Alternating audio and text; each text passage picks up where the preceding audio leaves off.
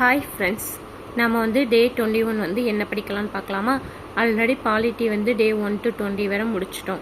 இப்போ வந்து economy and administration வந்து 15 மார்க்ஸ் கேட்காங்க. அதனால் இதை வந்து 13 டேஸில் 2 சப்ஜெக்ட்டும் சேர்ந்து முடிச்சிடுவோமா? முடித்தாதான் 100 டேஸில் வந்து எல்லாத்தையும் படித்து முடிக்க முடியும்.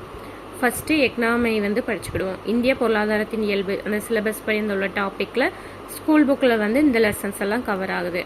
10th வந்து மொத்த உள்நாட்டு உற்பத்தி, அதன் வளர்ச்சி மற்றும் அறிமுகம். 11th வந்து இந்திய பொருளாதாரம். 11th வந்து இந்திய பொருளாதாரம் சுதந்திரத்திற்கு முன்னரும் பின்னரும். 12th வந்து நாட்டு வருமானம். 12th வந்து பொருளாதார மேம்பாடு மற்றும் திட்டமிடுதல். 9th வந்து மேம்பாட்டை அறிவோம், தொலைநோக்கு, அளவீடு மற்றும் நிலைத்தன்மை.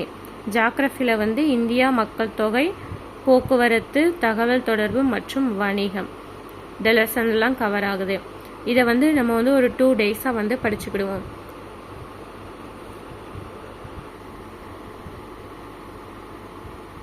ஃபஸ்ட்டு 21 டேஸ்க்கு வந்து 21 டேக்கு வந்து ஃபஸ்ட்டு 4 லெசன் வந்து படிச்சுக்கோங்க. அடுத்த 3 லெசன் வந்து 22க்கு வந்து படிச்சுக்கோங்க.